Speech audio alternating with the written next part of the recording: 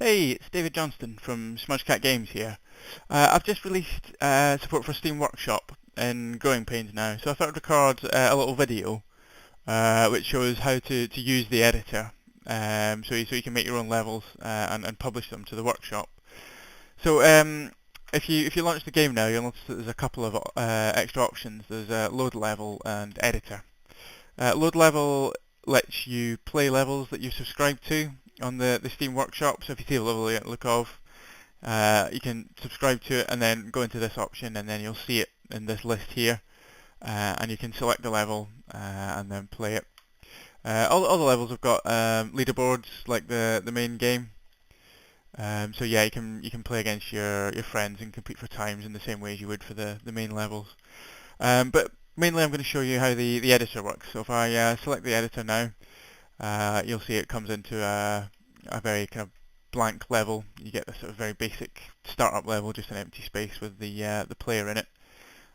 So the first thing you're going to need to know how to do is to sort of pan around this space, and you can do that by either holding down the spacebar or the middle mouse button.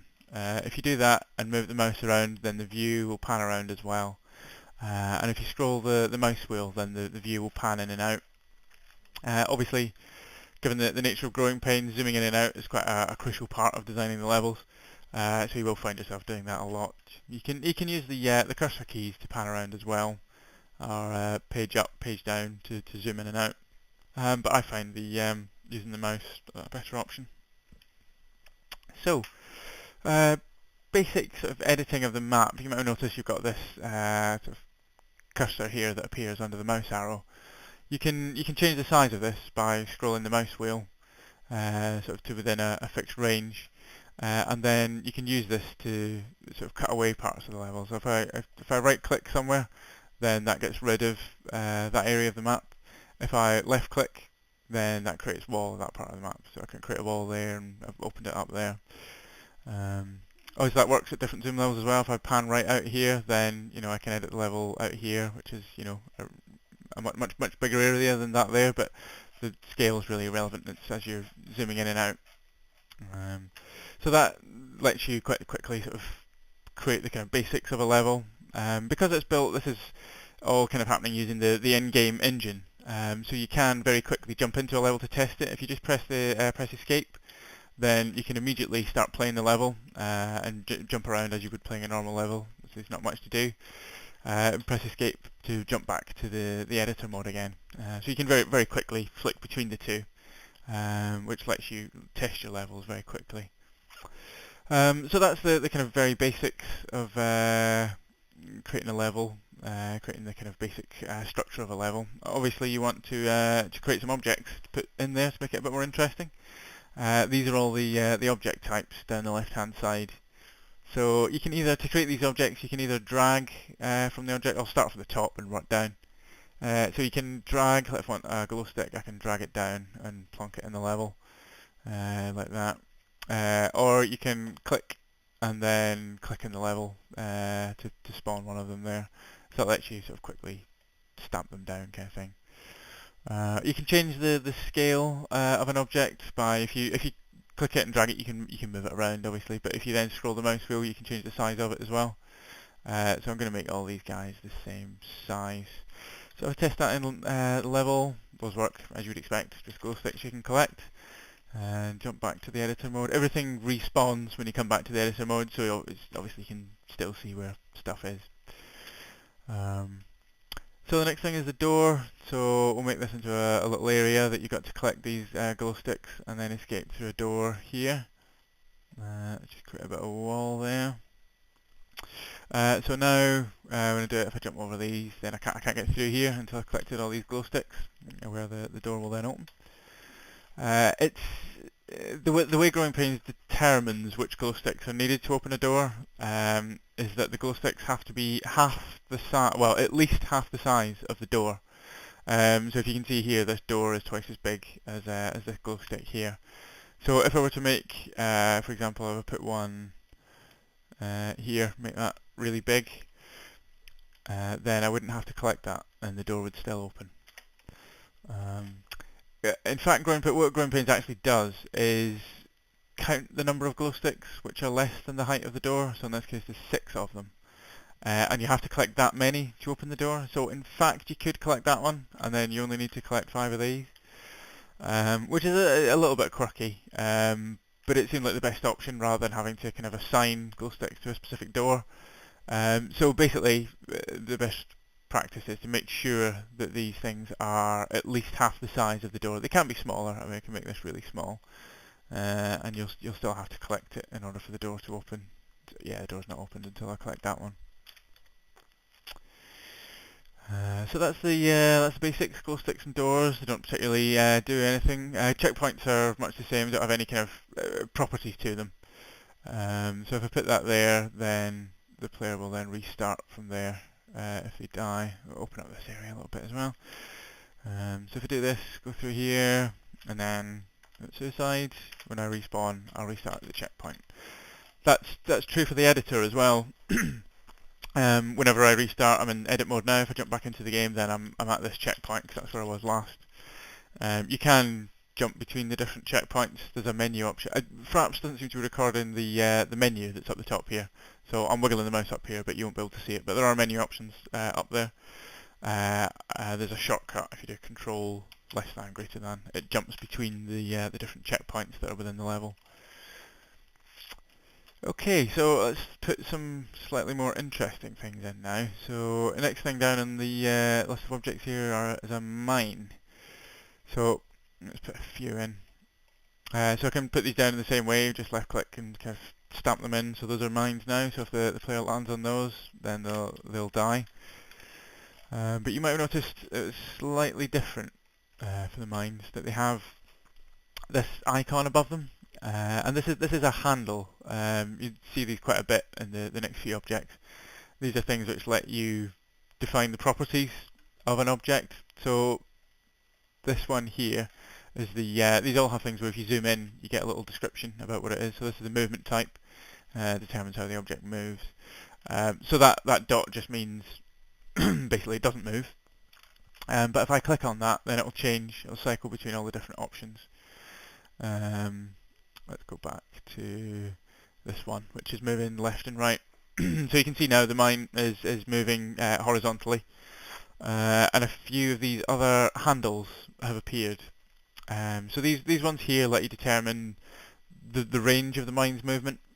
So if I move these out a lot further, then it's gonna come out a lot further. The ones at the end are how far the mine moves. This one here determines when it sort of starts to change direction. So you can see here it moves at a constant speed until it hits that and then starts to turn round. So you can have the two extremes there. If I put these right in the middle, then you can see it moves in a kind of sine wave type pattern, so it's always changing speed. Or if I put these right out and put these beside them, then the mine's going to go there and kind of bounce back. There's going to be no period at all where it's actually changing direction. It just goes there and turns around, changes, and comes back. So the other handles rather, this guy's the speed. So the further away this is from the start position, the faster the mine will go. So there it's going to bounce back and forward really quickly. Or I can move it right very close to it and it's going to move very, very slowly. The other one, which is very small, is the move offset. Which maybe isn't immediately obvious, but it becomes more obvious if there's two mines that follow the same pattern. So I'm going to duplicate this one. You do Control D to duplicate a mine and put him there. You'll notice that anytime I edit one of the objects, whenever I let go, they all reset again back to their starting positions. So you can see now I've got two mines that are moving along exactly the same path, moving in exactly the same way.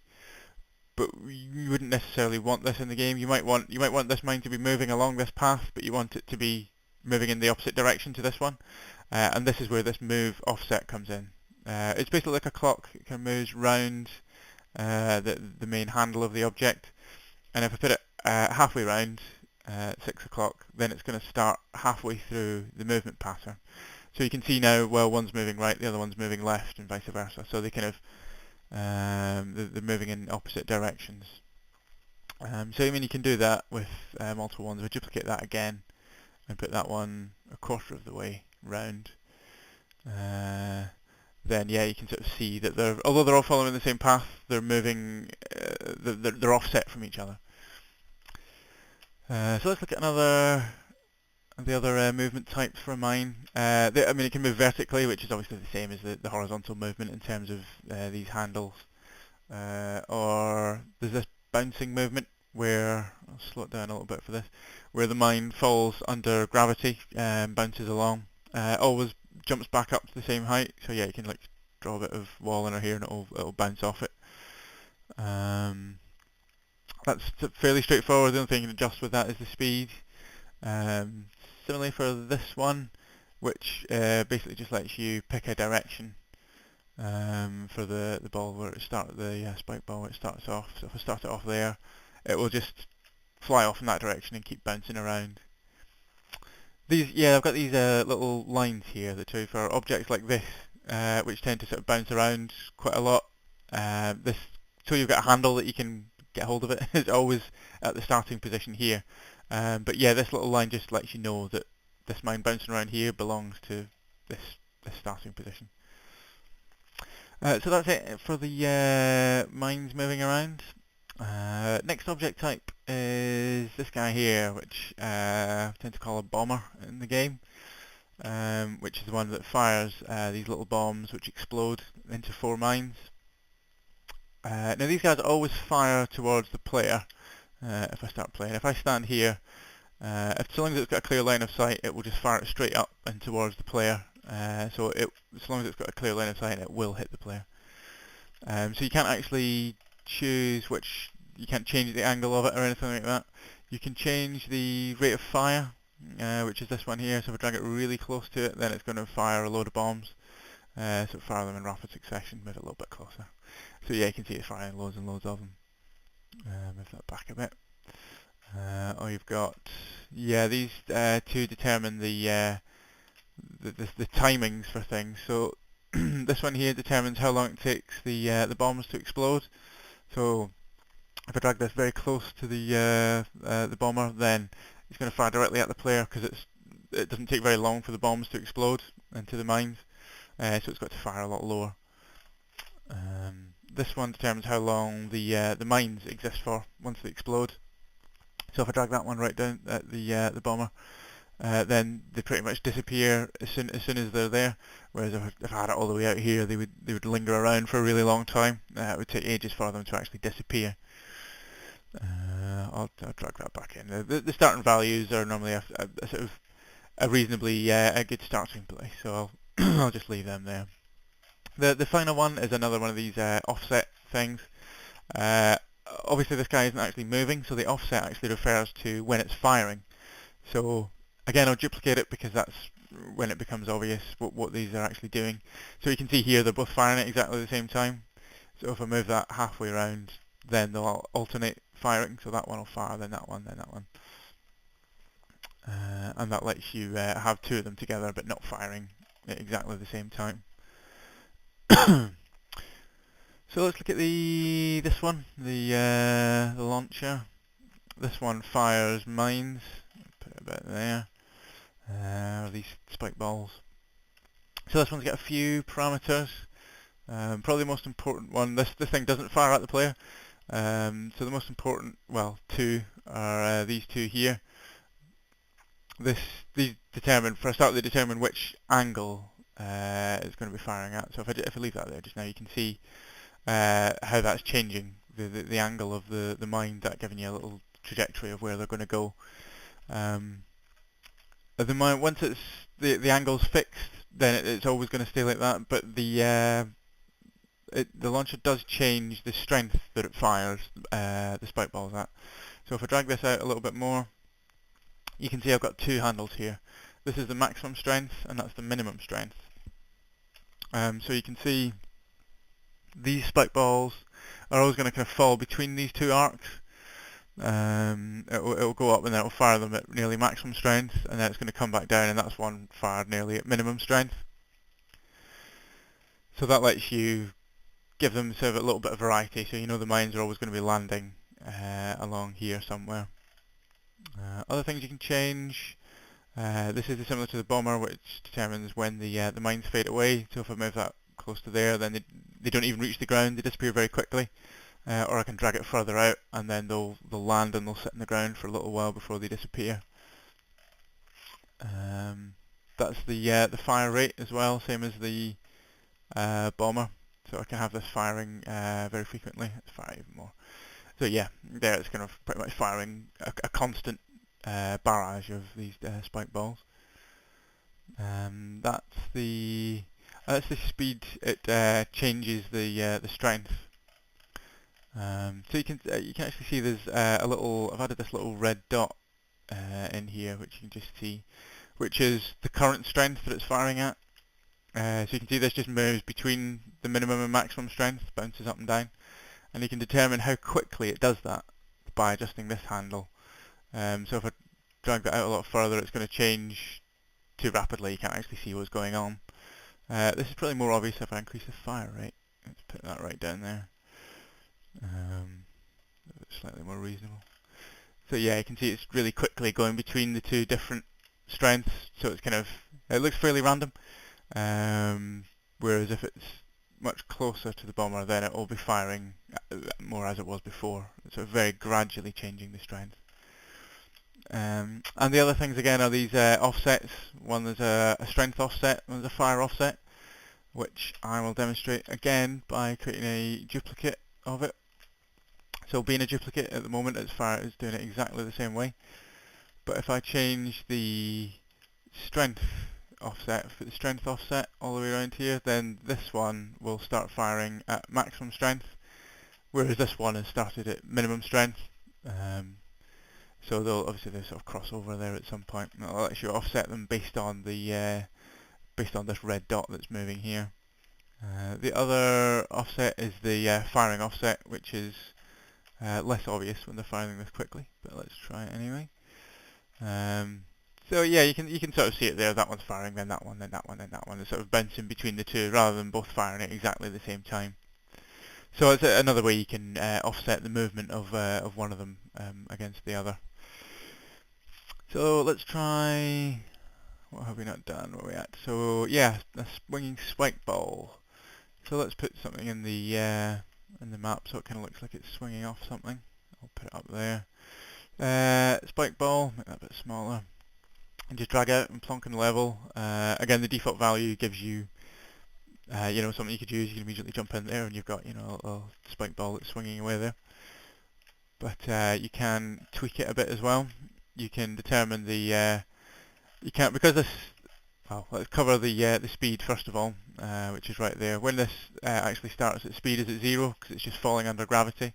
So it's right on the object. I could give it a little bit of speed, and it'll swing up a little bit higher.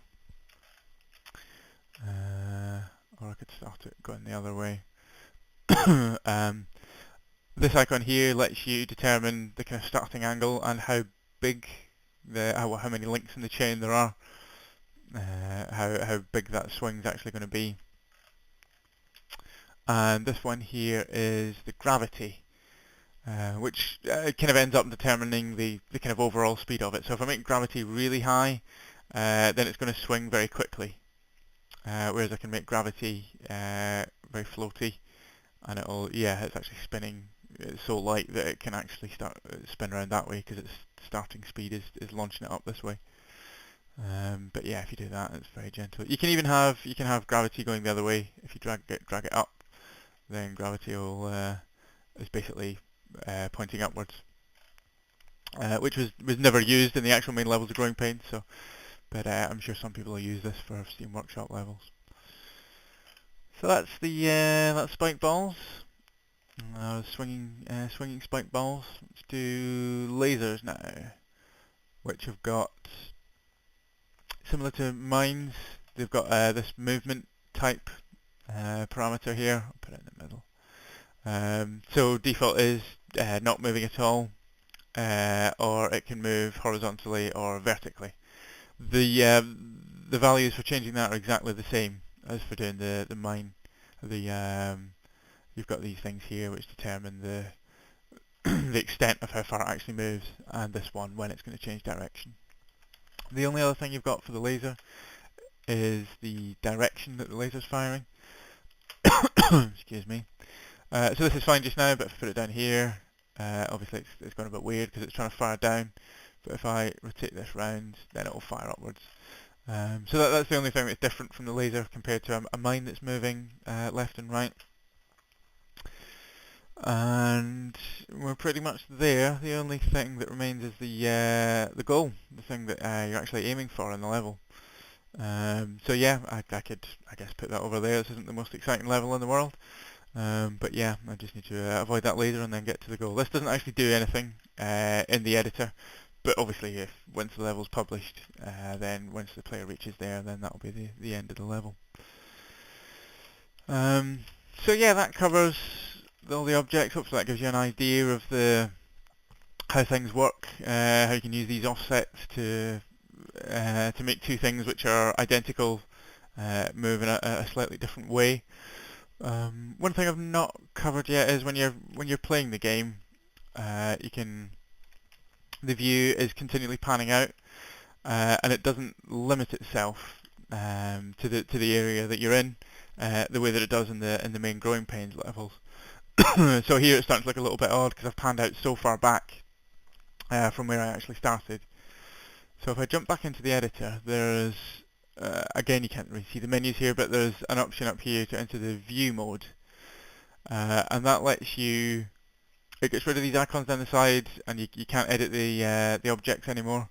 But if you left-click and drag, you can create a view. This is just a rectangle which defines an area that the camera, if the player's within, then the camera won't pan outside of that area, or won't zoom back far enough. So that keeps the view within this little zone. So I can do the same for this one. If you join them all together, then you'll move seamlessly between them. So again, left click and drag that around. I'll make this one slightly bigger. Yeah, left click and drag to create it. You can right click, gets rid of one. There's no way to actually adjust one once it's there. Partly because it's so quick, once you delete it you can just recreate it again. So it lets me set up two views, one in this area, one in this area, basically bound to just the very edges of there. The game itself adds a little extra border, so you want to create those views based on just the area that you're sort of interested in, because the game will add that kind of padding around the edge to make it look a bit more presentable, and then move into this area and the view switches to here. So yeah, that's how you create those.